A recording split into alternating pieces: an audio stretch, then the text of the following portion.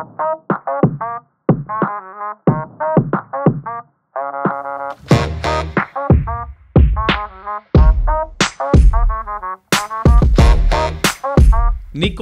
Z5 II. ನಿಕಾನ್ಸ್ lineup ಅಲ್ಲೇನೆ ತುಂಬಾನೇ revolutionary create ಮಾಡಿದಂತಹ ಕ್ಯಾಮೆರಾ ನಿಕಾನ್ Z5 II ಅಂತ ಹೇಳ್ಬೋದು. ನಿಕಾನ್ ಕೇವಲ ಫೋಟೋಗ್ರಫಿಗೆ ಮಾತ್ರ ಅಂತ ಇದ್ದವರೆಲ್ಲ ಈ Nikon Z5 II the photography ಮತ್ತೆ ವಿಡಿಯೋಗ್ರಫಿ ಸ್ಪೆಸಿಫಿಕೇಶನ್ ನೋಡಿ ಆಶ್ಚರ್ಯಪಟ್ಟಿದ್ದು ನಿಮ್ಮ ಕಣ್ಣ ಮುಂದೆ ಇನ್ಸ್ಟಾಗ್ರಾಮ್ ಮತ್ತೆ ಯೂಟ್ಯೂಬ್ ಅಲ್ಲಿ ನೋಡ್ತಾನೆ ಇದ್ದೀರಾ. ಹಾಗಿದ್ರೆ ಈ Z5 II ನ ಹೈಬ್ರಿಡ್ ಫೀಚರ್ಸ್ ಅಂತ ಹೇಳಿದ್ರೆ ಫೋಟೋ ಮತ್ತೆ ವಿಡಿಯೋ ಸ್ಪೆಸಿಫಿಕೇಶನ್ ಯಾವ್ಯಾವುದು, ನೀವೇನಾದ್ರು ಒಬ್ರು ಟ್ರೆಡಿಷನಲ್ ಫೋಟೋಗ್ರಾಫರ್, ವಿಡಿಯೋಗ್ರಾಫರ್ ಅಥವಾ ಕ್ಯಾಂಡಿಡ್ ಫೋಟೋಗ್ರಾಫರ್ ಅಥವಾ ಸಿನಿಮಾಟೋಗ್ರಾಫರ್ ಆಗಿದ್ರೆ ಈ ಕ್ಯಾಮ್ರಾವನ್ನು ತಗೋಬೇಕಾ, ಯಾವ್ದೆಲ್ಲ ಫೀಚರ್ಸ್ಗಳೇನಿದೆ ಅಂತ ಇವತ್ತಿನ ವಿಡಿಯೋದಲ್ಲಿ ತಿಳ್ಕೊಳ್ತಾ ಹೋಗೋಣ. ಹಾಯ್ ಹಲೋ ನಮಸ್ತೆ, ನಾನ್ ನಿಮ್ಮ ದೇವಾಚಾರ್ಯ. ಇದು ಕನ್ನಡದಲ್ಲಿ ಫೋಟೋಗ್ರಫಿ ಹಾಗೂ ಸಿನಿಮಾಟೋಗ್ರಫಿ ಬಗ್ಗೆ ಹೇಳ್ಕೊಡ್ತಕ್ಕಂತಹ ಕನ್ನಡದ ಒಂದು ಚಾನೆಲ್. ನೀವಿನ್ನ ಈ ಚಾನಲ್ಗೆ ಹೊಸಬರಾಗಿದ್ರೆ ಅಥವಾ ಇನ್ನ ಸಬ್ಸ್ಕ್ರೈಬ್ ಆಗಿಲ್ಲ ಅಂದ್ರೆ ಈಗಲೇ ಸಬ್ಸ್ಕ್ರೈಬ್ ಆಗಿ. ಮೊದಲನೇದಾಗಿ ಫೋಟೋಗ್ರಫಿ ಬಗ್ಗೆ. ಫೋಟೋಗ್ರಫಿಗೆ ಮೇನ್ ಇರಬೇಕಾಗಿದ್ದು ಸೆನ್ಸರ್. ಇದರಲ್ಲಿರ್ತಕ್ಕಂತಹ 24 ಮೆಗಾ ಪಿಕ್ಸೆಲ್ ಹಾಗೆಯೇ BSI CMOS ಸೆನ್ಸರ್ ಜೊತೆಗೆ XSpeed 7 ಇಮೇಜ್ ಪ್ರೊಸೆಸಿಂಗ್ ಯೂನಿಟ್ ಅನ್ನ ಹೊಂದಿದೆ. ಈ XSpeed 7 ಇಮೇಜ್ ಪ್ರೊಸೆಸಿಂಗ್ ಯೂನಿಟ್ ಅನ್ನ ನೀವು ಇದರ ಟಾಪ್ ಲೈನ್ ಅಂತ ಹೇಳಿದ್ರೆ Z8 ಅಥವಾ Z9 ಕ್ಯಾಮರಾದಲ್ಲೂ ಕೂಡ ನೋಡಬಹುದಾಗಿದೆ.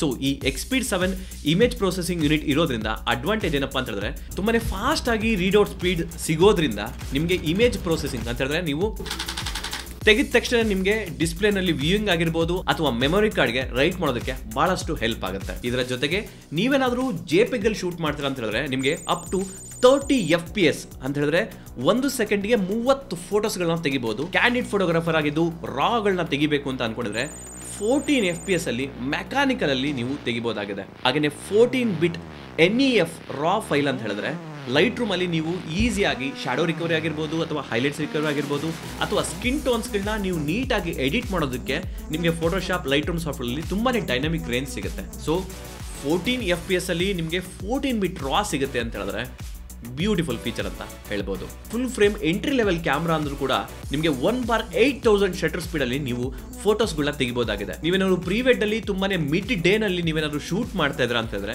ಉದಾಹರಣೆ f1.2 ಲೆನ್ಸ್ ಅಥವಾ f1.4 ಅಲ್ಲಿ ಶೂಟ್ ಮಾಡ್ತಾ ಇದ್ರ ಅಂತ ಹೇಳಿದ್ರೆ 1/8000 ಶಟರ್ ಸ್ಪೀಡ್ ನೀವು ಹೋಗ್ಬೇಕಾಗತ್ತೆ. ಆ ಸಮಯದಲ್ಲಿ ಈ 1/8000 ಶಟರ್ ಸ್ಪೀಡ್ ಬಹಳಷ್ಟು ಉಪಯೋಗ ಆಗುತ್ತೆ. ಇದು ಮೈ ಓನ್ ಎಕ್ಸ್ಪೀರಿಯನ್ಸ್. ಹಾಗೆಯೇ ನೀವು ತುಂಬಾ ಕಡಿಮೆ ಶಟರ್ ಸ್ಪೀಡ್ ತೆಗೆದ್ರೆ ಅಂದ್ರೆ 30 ಸೆಕೆಂಡ್ ತನಕ ಸ್ಲೋ ಶಟರ್ ಸ್ಪೀಡ್ ನ ಇಟ್ಬಿಟ್ಟು ಕ್ರಿಯೇಟಿವ್ ಆಗಿ ಕೂಡ ಫೋಟೋಸ್ ನ ತೆಗಿಬಹುದಾಗಿದೆ. ನೀವೇನಾದ್ರು JPEG ಅಲ್ಲಿ ತುಂಬಾನೇ ಕ್ರಿಯೇಟಿವ್ ಆಗಿ ತೆಗಿತೀರಾ ಅಂತ ಹೇಳಿದ್ರೆ ಪಿಕ್ಚರ್ ಕಂಟ್ರೋಲ್ ಬಟನ್ ಒಂದನ್ನ ನಿಮಗೆ ಪ್ರೊವೈಡ್ ಮಾಡೋದ್ರಿಂದ ನಿಮಗೆ ಇದನ್ನ ಪ್ರೆಸ್ ಮಾಡಿದ ತಕ್ಷಣ ನಿಮಗೆ standard, neutral, vivid, monochrome, graphite, binary, carbon ಈ ತರಹದ ಇಷ್ಟು ಪಿಕ್ಚರ್ ಕಂಟ್ರೋಲ್ಗಳು ನಿಮಗೆ ಹ್ಯಾಂಡಿಯಾಗಿ ಸಿಗೋದ್ರಿಂದ JPEG ಗೆ ಡೈರೆಕ್ಟ್ ಅಪ್ಲೈ ಮಾಡಿಕೊಂಡು ಒಳ್ಳೆ ಕ್ರಿಯೇಟಿವ್ ಆಗಿ ಕೂಡ ಫೋಟೋಸ್ಗಳನ್ನ ತೆಗಿಬಹುದಾಗಿದೆ. ಆಟೋ ಫೋಕಸ್ ವಿಷಯಕ್ಕೆ ಬಂತು ಅಂತ ಹೇಳಿದ್ರೆ ನಿಮಗೆ ತುಂಬಾನೇ ಅಡ್ವಾನ್ಸ್ ಟ್ರ್ಯಾಕಿಂಗ್ ನಿಮಗೆ ಈ Z5 II ನಲ್ಲಿ ಸಿಗ್ತಾ ಇದೆ. Up to 9 different types of ಸಬ್ಜೆಕ್ಟ್ಗಳನ್ನ ಇದು ಈಸಿಯಾಗಿ ರೆಕಗ್ನಿಷನ್ ಮಾಡೋದಲ್ಲದೆ ತುಂಬಾನೇ ಅಡ್ವಾನ್ಸ್ ಆಗಿ ಟ್ರ್ಯಾಕ್ ಕೂಡ ಮಾಡುತ್ತೆ. ಇದರ ಜೊತೆಗೆ ನೀವು 273 ಸಿಂಗಲ್ AF ಪಾಯಿಂಟ್ಸ್ ಅಲ್ಲಿ ನೀವು ಫೋಟೋಸ್ ತೆಗಿಬಹುದು ಅಥವಾ ನೀವೇನಾದ್ರು ಆಟೋ ಏರಿಯಾ AF ಇಟ್ಟಿರಿ ಅಂತ ಹೇಳಿದ್ರೆ 299 ಆಟೋ ಫೋಕಸ್ ಪಾಯಿಂಟ್ ಸಿಗುತ್ತೆ. ಸೊ ನಿಮಗೆ ಸ್ಕ್ರೀನ್ ಅಲ್ಲಿ ಯಾವುದೇ ಕಡೆ ಮೂವ್ ಆದ್ರೂ ಕೂಡ ಈ AF ತುಂಬಾ ಈಸಿಯಾಗಿ ಟ್ರ್ಯಾಕ್ ಮಾಡೋದಕ್ಕೆ ಈ 299 AF ಪಾಯಿಂಟ್ಸ್ ತುಂಬಾನೇ ಹೆಲ್ಪ್ ಮಾಡುತ್ತೆ. ISO ಪರ್ಫಾರ್ಮೆನ್ಸ್ ಬಂತು ಅಂತ ಹೇಳಿದ್ರೆ 100 ISO ಇಂದ ಹಿಡಿದು 64000 ISO ವರೆಗೂ ಕೂಡ ನೀವು ಫೋಟೋಸ್ ತೆಗಿಬಹುದು. ಆಫ್ ಕೋರ್ಸ್ ಪ್ರಾಕ್ಟಿಕಲಿ 64000 ಅಲ್ಲಿ ಯಾರು ಕೂಡ ISO ನಲ್ಲಿ ತೆಗೆಯೋದಿಲ್ಲ. ನಿಮಗೆ ಒಂದು 3200 6000 ಅಲ್ಲಿ ತೆಗೆದು ಕೂಡ ನಿಮಗೆ ರೀಸೆಂಟ್ ಆಗಿ ಲೈಟ್ ರೂಮ್ ಅಲ್ಲಿ ಇರ್ತಕ್ಕಂತಹ ಡಿನಾಯ್ಸ್ ಫೀಚರ್ನ ಉಪಯೋಗಿಸ್ಕೊಂಡು ಅಥವಾ ಫೋಟೋಶಾಪ್ ಅಲ್ಲಿ ಇದೆ ಅಥವಾ AI ಸಾಫ್ಟ್ವೇರ್ ಇದೆ ಅದನ್ನ ಬಳಸ್ಕೊಂಡು ಡಿನಾಯ್ಸಿಂಗ್ ಮಾಡ್ಕೋಬಹುದಾಗಿದೆ. AF-A ಅಂತ ಹೇಳ್ಬಿಟ್ಟು ಅಂತ ಆಟೋ ಫೋಕಸ್ ಆಟೋ ಸಬ್ಜೆಕ್ಟ್ ಅಂತ ಹೇಳ್ಬಿಟ್ಟು ಅಂತ ಫೋಟೋಸ್ಗೆ ಮಾತ್ರ ಬಿಟ್ಟಿದ್ದಾರೆ. AF-F ಅಂತ ಒಂದು ವಿಡಿಯೋಗೋಸ್ಕರ ಬಿಟ್ಟಿದ್ದಾರೆ. ಆಟೋ ಫೋಕಸ್ ನಿಮಗೆ ಫುಲ್ ಟೈಮ್ ಆಟೋ ಫೋಕಸ್ ಆಗೋದಕ್ಕೆ ಕಂಟಿನ್ಯೂಸ್ ಆಗಿ ಅಂತ ಹೇಳ್ಬಿಟ್ಟು ಅಂತ ಅದು ವಿಡಿಯೋ ಸೆಕ್ಷನ್ ಬಂದಾಗ ಅದರ ಬಗ್ಗೆ ಹೇಳ್ತೀನಿ. ಈ Z5 II ನಲ್ಲಿ ನಿಮಗೆ ಇನ್ ಬಾಡಿ ಇಮೇಜ್ ಸ್ಟೆಬಿಲೈಸೇಷನ್ ಅಂತ ಹೇಳಿದ್ರೆ 5 ಆಕ್ಸಿಸ್ ಸೆನ್ಸರ್ ಶಿಫ್ಟ್ ಆಗೋದ್ರಿಂದ ನಿಮಗೆ 5 ಆಕ್ಸಿಸ್ ಅಲ್ಲಿ ನಿಮಗೆ ಇಮೇಜ್ ಸ್ಟೆಬಿಲೈಸೇಷನ್ ಸಿಗುತ್ತೆ. 7.5 ಸ್ಟಾಪ್ಸ್. ಇನ್ ಕೇಸ್ ನೀವೇನಾದ್ರು ಒಂದು ಲೋ ಲೈಟ್ ಅಲ್ಲಿ ಫೋಟೋ ತೆಗಿತಾ ಇದ್ದೀರಾ 1/60 ಅಥವಾ 1/100 ಅಲ್ಲಿ ತೆಗಿಬೇಕಾಯ್ತು ಅಂತ ಬಂದಾಗ ಇನ್ಬಿಟ್ ಅಲ್ಲಿ ಇರ್ತಕ್ಕಂತಹ ಈ 7.5 ಸ್ಟಾಪ್ಸ್ ನಿಮಗೆ ಎಕ್ಸ್ಟ್ರಾ ಸ್ಟೆಬಿಲಿಟಿ ಕೊಡೋದ್ರಿಂದ ನಿಮಗೆ 1/100 ಅಲ್ಲಿ ತೆಗೆದಾಗಲೂ ಕೂಡ ಕೆಲವೊಂದ್ಸಲ ಮೂವ್ಮೆಂಟ್ಗಳು ಬ್ಲರ್ ಆಗೋದಿಲ್ಲ. ಈ ಎಕ್ಸ್ಟ್ರಾ 7.5 ಸ್ಟಾಪ್ಸ್ ಇಮೇಜ್ ಸ್ಟೆಬಿಲೈಸೇಷನ್ ಸಿಗೋದ್ರಿಂದ ನಿಮಗೆ ಸ್ವಲ್ಪ ಶಾರ್ಪ್ ಫೋಟೋಸ್ ಈಸಿಯಾಗಿ ಸಿಗುತ್ತೆ. 3.69 ಮಿಲಿಯನ್ ಡಾಟ್ ನಿಮಗೆ OLED ವ್ಯೂ ಫೈಂಡರ್ ಸಿಗುತ್ತೆ. 60 ಹರ್ಟ್ಸ್ ಅಲ್ಲಿ OLED ವ್ಯೂ ಫೈಂಡರ್ ಅಲ್ಲಿ ನೀಟ್ ಅಂಡ್ ಕ್ಲಿಯರ್ ಇಮೇಜ್ ಕಾಣುತ್ತೆ. ಹಾಗೇನೇ Z5 II ಇರತಕ್ಕಂತಹ ಈ LCD screen 2.1 million dot 3.2 inch ಡಯಾಗನಲ್ಲಿ ಮಲ್ಟಿ ವೇರಿ ಆಂಗಲ್ ಸ್ಕ್ರೀನ್ ನನಗೆ ಭಾಳಷ್ಟು ಖುಷಿ ಕೊಡ್ತು. ಯಾಕೆಂದರೆ ಸಪೋಸ್ ನೀವೇನಾದರೂ ವರ್ಟಿಕಲ್ ತೆಗಿತೀರ ಅಂದರೆ ವರ್ಟಿಕಲ್ ಆಗು ಕೂಡ ನಿಮಗೆ ಮೆನ್ಯೂ ಸ್ವಿಚ್ ಆಗುತ್ತೆ. ಸೊ ಅದರಿಂದ ನಿಮಗೆ ಈಸಿಯಾಗಿ ಲೋ ಆ್ಯಂಗಲ್ ಅಥವಾ ಐ ಆ್ಯಂಗಲಲ್ಲಿ ನೀವೇನಾದರೂ ಶೂಟ್ ಮಾಡ್ತಾ ಇದ್ರೆ ಅಂದರೆ ಈ ವೇರಿ ಆ್ಯಂಗಲ್ ಡಿಸ್ಪ್ಲೇ ನಿಮಗೆ ಫೋಟೋಸ್ ಹಾಗೆ ವಿಡಿಯೋಸ್ ತೆಗೆಯೋದಕ್ಕೆ ಭಾಳಷ್ಟು ಹೆಲ್ಪ್ ಮಾಡುತ್ತೆ. ಈ Z5 II ಫೋಟೋಗ್ರಫಿ ಎಕ್ಸ್ಪೀರಿಯನ್ಸ್ ಬಗ್ಗೆ ಹೇಳ್ತೀನಿ. ನಾನು ಒಂದು ಪೇಯ್ಡ್ ಶೂಟ್ಗೆ Z5 II ನಾನು ಒಂದು ಬ್ಯಾಕಪ್ ಕ್ಯಾಮ್ರಾ ಥರ ತೊಗೊಂಡೋಗಿದ್ದೆ. But this video sponsored by Stevi filming gears. Of course ಈ ವಿಡಿಯೋನು ಕೂಡ ನಾನು ಸ್ಟೇವಿ ಫಿಲ್ಮಿಂಗ್ ಗೇರ್ಸ್ ಅವರ ಪವರ್ ಸ್ಲೈಡ್ ಪ್ರೋನಲ್ಲಿ ನಾನು ಶೂಟ್ ಮಾಡ್ತಾಯಿನಿ. ಸೊ ಅದಕ್ಕೋಸ್ಕರ ನಿಮಗೆ ಈ ಸಿನಿಮ್ಯಾಟಿಕ್ ಮೂಮೆಂಟ್, ಪ್ಯಾರಲ್ಯಾಕ್ಸ್ ಮೂಮೆಂಟ್ ಏನು ಕಾಣಿಸ್ತದೆ ಅದು ನಿಮಗೆ ಸಾಧ್ಯ ಆಗ್ತಾ ಇದೆ. ಸಪೋಸ್ ನೀವೇನಾದರೂ ಒಬ್ಬರು ಇಂಡಿಪೆಂಡೆಂಟ್ ಫಿಲ್ಮ್ ಮೇಕರ್ ಆಗಿದ್ರೆ, ಕಂಟೆಂಟ್ ಕ್ರಿಯೇಟರ್ ಆಗಿದ್ರೆ, ಅಥವಾ ವೆಡ್ಡಿಂಗ್ ಸಿನಿಮಾಟೋಗ್ರಾಫರ್ ಆಗಿಬಿಟ್ಟು ತುಂಬಾ ಕ್ರಿಯೇಟಿವ್ ಆಗಿ ಸ್ಲೈಡಿಂಗ್ ಶಾಟ್ಗಳನ್ನ ತಗೋಬೇಕು ಅಂತಂದರೆ ಮೇಕ್ ಇನ್ ಇಂಡಿಯಾ ಪ್ರಾಜೆಕ್ಟ್ ಆಗಿರ್ತಕ್ಕಂತಹ ನಮ್ಮ ಕನ್ನಡದವರನ್ನೇ ಕ್ರಿಯೇಟ್ ಮಾಡಿರ್ತಕ್ಕಂತಹ ಈ ಸ್ಟೇವಿ ಫಿಲ್ಮಿಂಗ್ ಗೇರ್ಸ್ ಪವರ್ ಸ್ಲೈಡ್ನ ದಯವಿಟ್ಟು ಚೆಕ್ ಮಾಡಿ. ಹಾಗೆಯೇ ಫ್ಯೂಚರಲ್ಲಿ ಸ್ಟೇವಿ ಫಿಲ್ಮ್ ಗೇರ್ಸ್ ಕಡೆಯಿಂದ ಭಾಳಷ್ಟು ಫಿಲ್ಮ್ ಮೇಕಿಂಗ್ ಸಂಬಂಧಪಟ್ಟಂತಹ ಎಕ್ವಿಪ್ಮೆಂಟ್ಗಳನ್ನು ತರ್ತಾ ಇದ್ದಾರೆ. ಅದರಲ್ಲೂ ಕನ್ನಡದವರು ತರ್ತಾ ಇದ್ದಾರೆ ಅಂತ ಹೇಳಿದ್ರೆ ಅಫ್ಕೋರ್ಸ್ ನೀವು ಅವರ ವೆಬ್ಸೈಟನ್ನು ಚೆಕ್ ಮಾಡಬೇಕಾಗತ್ತೆ.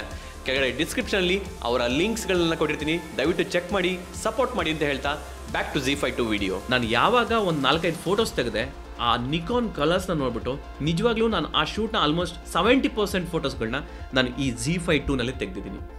ಈವನ್ 14 FPS 14 ಬಿಟ್ ರಾ ನಿನಗೆ ಸಿಗೋದ್ರಿಂದ ಲೈಟ್ ರೂಮಲ್ಲಿ ನಿಮಗೆ ಡೈನಮಿಕ್ ರೇಂಜ್ ತುಂಬಾ ಲ್ಯಾಟಿಟ್ಯೂಡ್ ತುಂಬಾ ಜಾಸ್ತಿ ಸಿಗೋದ್ರಿಂದ ಹೈಲೈಟ್ ರಿಕವರಿ ಆಗಿರ್ಬೋದು, ಶ್ಯಾಡೋ ರಿಕವರಿ ಆಗಿರ್ಬೋದು, ಅಥವಾ ನಿಮಗೆ ಕಲರ್ಸ್ಗಳಾಗಿರ್ಬೋದು ತುಂಬಾ ಬ್ಯೂಟಿಫುಲ್ ಆಗಿ ಸಿಗುತ್ತೆ.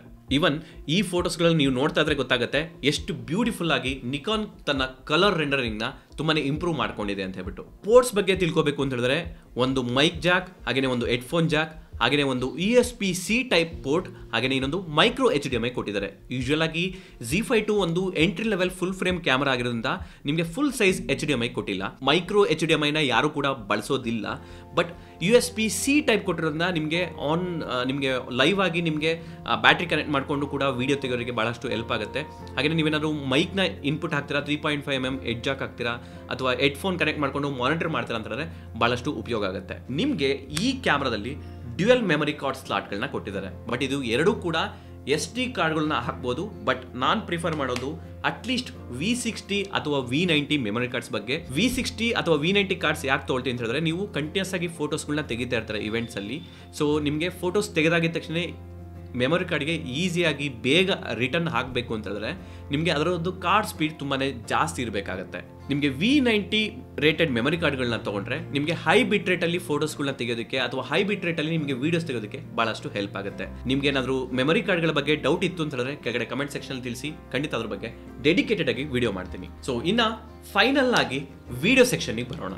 ಸೊ ನಾನು ಮುಂಚೆನೇ ಹೇಳಿದೆ ಇದು ಒಂದು ಹೈಬ್ರಿಡ್ ಕ್ಯಾಮ್ರಾ ಅಂತ. ಹೈಬ್ರಿಡ್ ಕ್ಯಾಮ್ರಾ ಅಂತ ಹೇಳಿದ್ರೆ ಫೋಟೋಸ್ಗಳ್ನು ಕೂಡ ತೆಗಿಬೋದು, ವೀಡಿಯೋಸ್ಗಳ್ನು ಕೂಡ ತೆಗಿಬೋದು. ವೀಡಿಯೋಸ್ ಅಂತ ಹೇಳಿದ್ರೆ ಯಾವುದೇ ಒಬ್ಬರು ಟ್ರೆಡಿಷನಲ್ ಫೋಟೋಗ್ರಾಫರ್ ಆಗಿರ್ಬೋದು ಅಥವಾ ಕ್ಯಾಂಡಿಡ್ ಸಿನಿಮಾಟೋಗ್ರಾಫರ್ ಆಗಿರ್ಬೋದು, ಅವರಿಗೆ ಮುಖ್ಯವಾಗಿ ಬೇಕಾಗಿರೋದು 8 ಬಿಟ್ ವಿಡಿಯೋಗಿಂತ 10 ಬಿಟ್ ವಿಡಿಯೋ. ಯಾರೇ ಒಬ್ಬ wedding cinematographer candid video cinematic ತೆಗಿತಾರೆ ಅಂತ ಹೇಳಿದ್ರೆ 10 ಬಿಟ್ N-Log ಅಲ್ಲಿ ತೆಗೆದ್ರೆ ನಿಮಗೆ ಒಳ್ಳೆ ಡೈನಾಮಿಕ್ ರೇಂಜ್ ಸಿಗುತ್ತೆ. ಉದಾಹರಣೆ ಈ ಫುಟೇಜಲ್ಲಿ ನೀವು ನೋಡ್ತಿರೋ ಪ್ರಕಾರ, ಸೊ ನಾನು ಇದನ್ನ 10 ಬಿಟ್ಟಲ್ಲಿ N-Log ಅಲ್ಲಿ ತೆಗೆದಿರೋದು. ಸೊ ಇದು ಮಾಡೆಲ್ ಶೂಟಲ್ಲಿ.